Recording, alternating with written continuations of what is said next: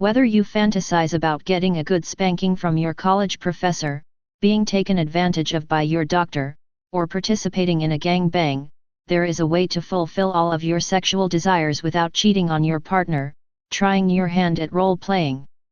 Through sexual role-playing, you can step outside of yourself, get into character, and act out your deepest, darkest fantasies. It can be a safe way to explore taboo and potentially dangerous scenarios you'd never actually want to happen in real life. And if that sounds a little intimidating, don't worry, there's a decent chance you're already incorporating role-playing into your sex life without even realizing it. Role-playing doesn't have to involve elaborate props and costumes, although it can be as simple as using dirty talk to change your usual dynamic with your partner. Not to mention, role-playing in and of itself can lower inhibitions. Simply dressing up and getting started can make you feel more turned on and relaxed.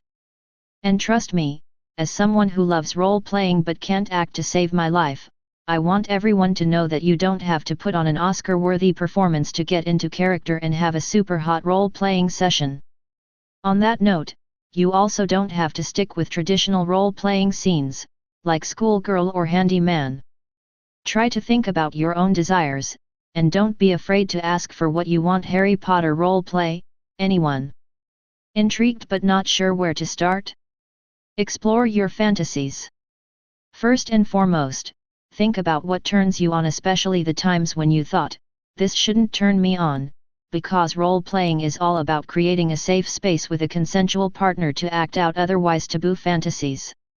I'll share first, I enjoy gino porn, and the idea of my partner wearing latex gloves to finger me turns me on. Perhaps you had a crush on a babysitter as a child, or maybe a teacher. In role-playing, you're just pretending, and it's all consensual, so it's okay to explore things that would be horrible and scary in real life, like incest fantasies or even rape fantasies. Spend some time with yourself, watch porn, read erotica, or masturbate and explore your desires. Discuss with your partner. After you've figured out which role-play scenarios you'd like to try, discuss them with your partner. If this sounds scary, don't stress, there are many helpful strategies to talking about kinks. People tend to feel more willing to share their secrets after you've told them yours, so offer to go first. Then, ask your partner which role-playing scenarios they'd like to try. If you think they might not have ideas ready to go, it might be best to give them a heads up that this is something you'd like to discuss. That way, they'll have a chance to explore their own desires without feeling put on the spot. If you're very lucky, you and your partner will be 100% role-play compatible, and you will find out that you fantasize about the exact same scenarios.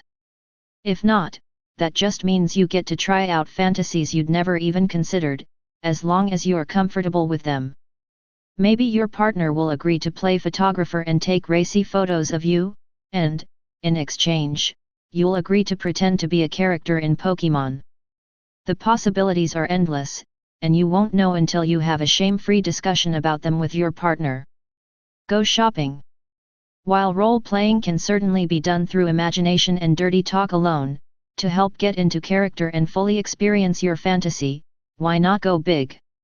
Where you go shopping and what you buy depends on which scenario you've landed on.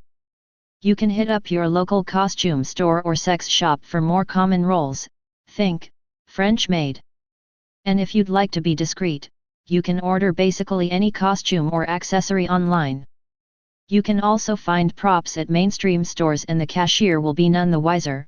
CVS sells latex gloves, thermometers, and stethoscopes for those who share my doctor/patient fantasy.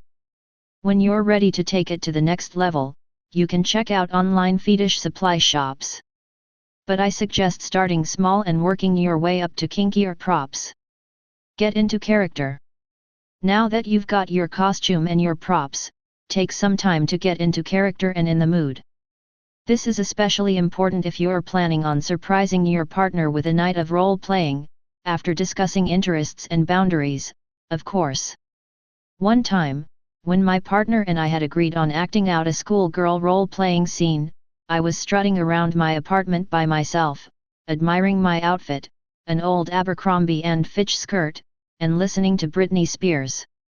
By the time my partner got home, all of the solo time posing and dancing had worked out any pre-role play nerves, and I was ready to go.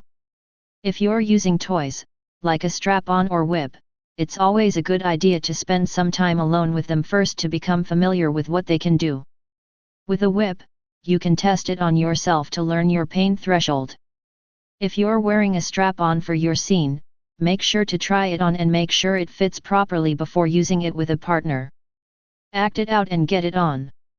The moment has arrived, it's time to bring all your fantasies to life. Go easy on yourself, and your likely nervous partner, the first time you role play. Allow yourself to feel silly in your costume. Expect to fall out of character, say the wrong thing, get embarrassed, and laugh a lot. I've been called out, lovingly, on my clumsiness and lack of coordination while trying to strut sexily as part of a role-playing scene. Remember, you're in a safe space with a partner you trust. You're not on stage on Broadway. You get do-overs. At the end of the day, role-playing is about embracing your fantasies, realizing that there's a safe and consensual way to act on them, and most importantly, allowing yourself to have fun.